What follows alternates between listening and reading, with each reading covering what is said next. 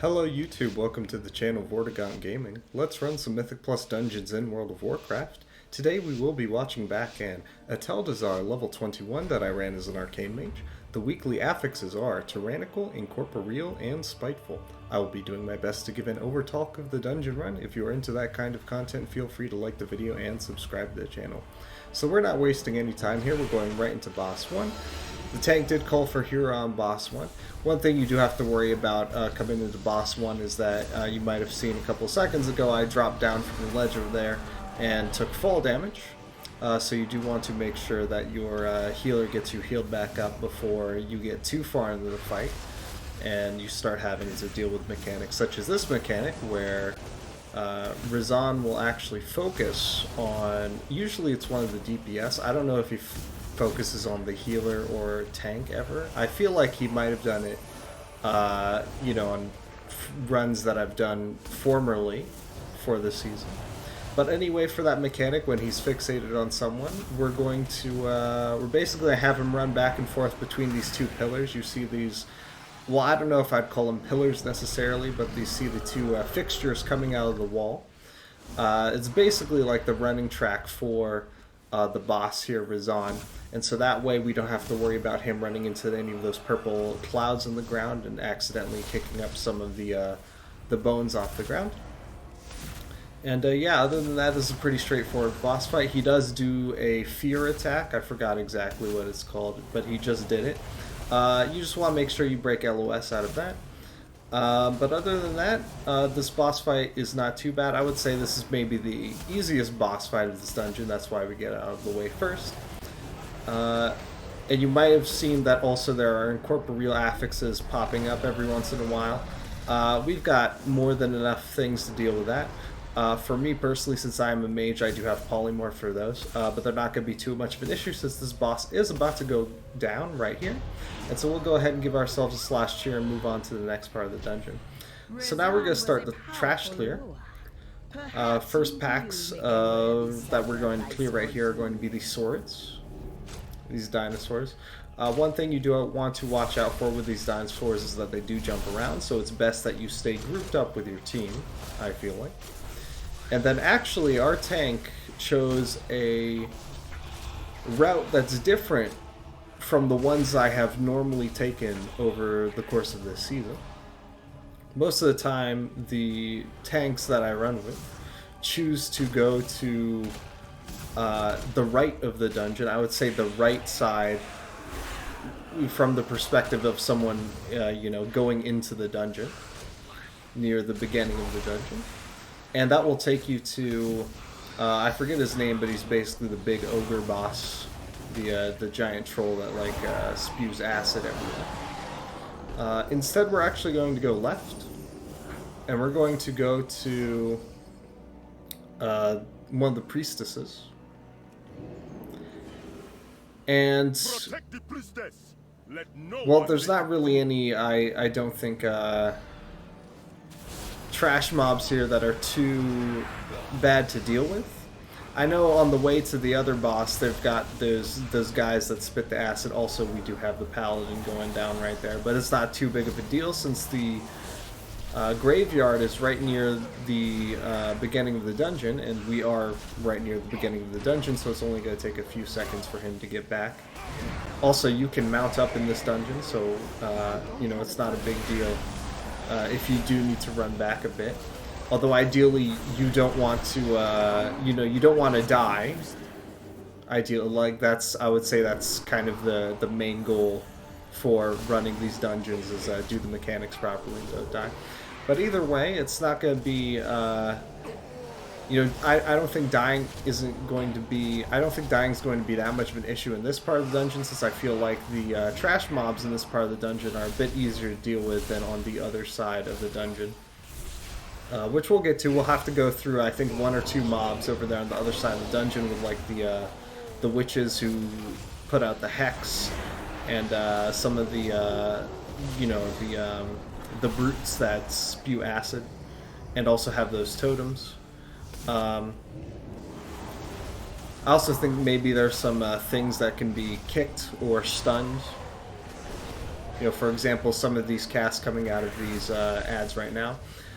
Those fire swirlies on the ground, on the other hand, you can go ahead and sidestep those, and it's not too much of a hassle to deal with those. It's also a Tyrannical week, it's not a fortified week, so the trash mobs are not as buffed as they could be. That being said, it is a good idea to burn some cooldowns on the trash mobs, as, you know, just so you can burn them down as quickly as you can and get to the next part of the dungeon quicker. Speaking of cooldowns, if you've never played Arcane Mage is actually pretty straightforward in terms of the framework of the rotation. The rotation has two phases. There's the burn phase and the conserve phase. The burn phase amounts to putting Radiant Spark on the target, casting 5 spells on the target, one of them being Arcane Barrage. As the Arcane Barrage is traveling to the target, you apply Touch of the Magi to the target. The idea being that Radiant Spark and Touch of the Magi both give windows for you to do as much damage as you can to the enemy, specifically burn windows. And then once Touch of the Magi falls off your target, you go into the conserve phase, which is basically use your spells in such a way that you have enough mana for the next burn phase. If you want to know the specific details about exactly which spells to use over the course of a rotation, there are enough guides on YouTube that you can look it up yourself. As long as you get the general framework of the rotation and don't die like I just did right there, you'll do pretty fine even at dungeon levels higher than 20. Also, sometimes when I die and respawn, it doesn't take me out of combat. I don't know why, but luckily I do have an invisibility spell. I can basically stealth myself, hit stealth, and usually that does take me out of combat. Sit down, eat my food, get my food buff back up, and then once we get up there, I'm pretty sure I reapply my Arcane Intellect and other buffs as well.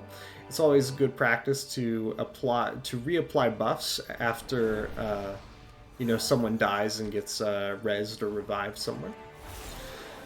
And then we're going to this pull. This is the last pull before the Tooth boss of this run. This pull isn't too bad to deal with. There's that guy that, like, I guess lunges at a player every once in a while, and there are also those priestesses, I think they are called, that use the transfusion.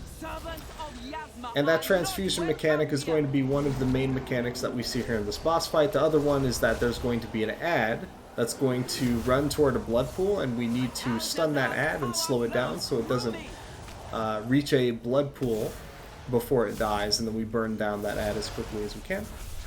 Once that ad is burned down, we shift our focus back onto the boss. Transfuser's coming out. You'll see that I'm standing next to a blood pool, so I step in the blood pool right before a transfusion comes out, and that takes care of the mechanic right there. It is a Tyrannical week, and transfusion does quite a bit of damage. I think I used Mass Shield on that last transfusion. Mass Shield is basically I give everyone in the group, or everyone in the team, a shield, and that can mitigate some of the damage coming out in case there's like some kind of AoE ability that's doing damage to everyone. I also have a shield to give myself here. And you'll see that even with my shield, I got down pretty low. I think that was about like 30% health right there that I got down to. I think a better spell to use here would maybe be, you see I have Alter Time and also Ice Cold. Ice Cold is a nice one since it mitigates damage but also does self-healing.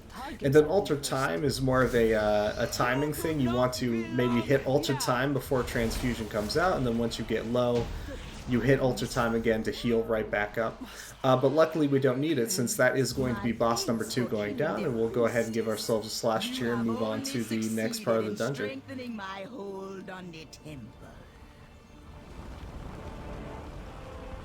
Also, stay out of the fire, or else you'll end up like that priest right there. And I think even the paladin, yeah, so the paladin also dies. So I'm the only DPS in this pool right here. Luckily, it's not a too bad of a pull. I don't think there's anything really important to interrupt in this pull, or to kick or to stun or anything. I do have my kick and stun available. My kick is specifically counterspell, and my 2 stuns, or I should say my main stun is Dragon's Breath, and often that will work on kind of the weaker trash mobs. And then my other, it's not really a stun, it's more of a knockback, but it's called Blast Wave. And I do my best to time those so I don't, you know, mistakenly overlap any of those with, you know, any of the other stuns or kicks or knockbacks coming out of my teammates, right? Also, I did forget to say that, you know, when we fight these trash mobs after they die, those spiteful affixes, those spiteful ghosts spawn and will start running after someone. But there's a lot of, you know, there's a lot of open room, open hallway. There's not really too much to worry about here. It's pretty easy to outrun those ghosts right here, so they're not, I wouldn't say they're that much of a problem in this dungeon in this week. Maybe there is an issue with this hallway. This hallway is a little bit narrow, and also I think in a couple seconds here, one of the Spitefuls is going to spawn out of these pterodactyls and start running after me.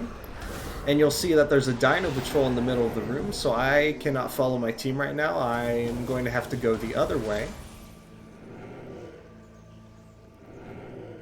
and kind of go by that dino patrol on the other side of that circle. And then we go into the next pull. We've got some smaller dinos. We've got some saurids. We've got some pterodactyls.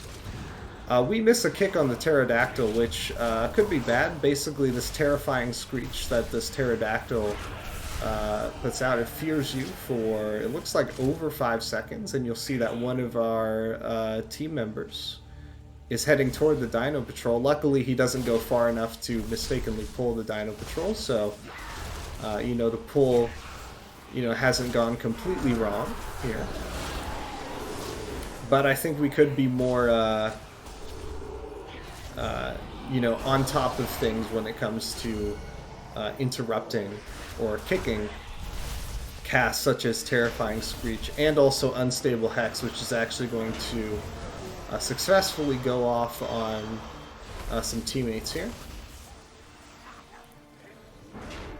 I think for this week, since it is in Incorporeal week, you know, I think a good habit would be to, you know, when you choose a target that you're attacking, make sure you set a focus on that target so that you can swap over to the Incorporeal beings, take care of them, and then you can pretty easily swap back, since, you know, you have kind of a special nameplate to click on when you set a focus on the enemy, so you can swap back easily. So this is the last pull before the next boss fight, which is going to be the third boss fight. This pull is pretty much what the other pulls on this side of the dungeon look like if we had gone right after Rezan to go to this boss first and then the Priestess next. This is the kind of pull that we would have to deal with. Luckily, this is the only pull for this run that we have to deal with since we did go the other way. And then once we're done with this pull, this should be it for the trash percentage, actually. And then we can go right into boss number 3. And we don't really need to worry about this shade right here, since the shades do lose health over time, so they will die even without you hitting them with any spells. But anyway, we are going into the third boss here. It is a Tyrannical week. It's also a level 21 dungeon, so popping a burn on these totems is, well, I think that's what you should be doing, just so we can burn these down quicker. And also, you know, popping a burn on one of these totems, well, everyone's popping cooldowns on these totems, so they should be going down at roughly the same rate. We do want them to reach 0 health all at the same time, since once a totem reaches 0 health, it will start regenerating, and if the regeneration cast goes off, then it goes right back up to 100% health, and then we have to burn them down again, and that can basically kill a pull. You'll see that that totem has gone down to 0 health. We're going to take care of this last totem right here, and now that all the totems are down, phase 2 of the boss fight begins. We pop Lust here since the tank did call for that. And then we can go ahead and pop some cooldowns on this guy, and then just sidestep the green stuff on the ground. Every once in a while that green stuff spews out of him and lands on the ground where you are standing. I think there is a bit of like skill. There's like I guess there's like a way to time how the green stuff falls on the ground, because you see there's some travel time as the green stuff gets launched from him and the green stuff falling on the ground. There's a bit of time in between where if you bait the green stuff to launch at your current location, you can sidestep it, and then it will land where you were standing a couple seconds ago, so you don't actually have to, you know, waste time repositioning yourself. Also, the other thing is that the green stuff despawns after a certain amount of time, so you never have to worry about running out of room in this boss fight. And luckily, we're not going to have to worry about the green stuff all that much anymore anyway, since this is going to be the third boss going down. So we'll give ourselves a slash here and head on to the last part of the dungeon. And since we have cleared all of the trash mobs, we can head straight to the last boss specifically. There is a little bit of roleplay here with the stairwell. Once we get over here, the stairwell, excuse me, needs some time to shift forward so that we can walk on it. And then as we go up the stairwell, we need to sidestep the spiders here, or else they will pretty much one-shot you and chunk you down to 0 health, I think.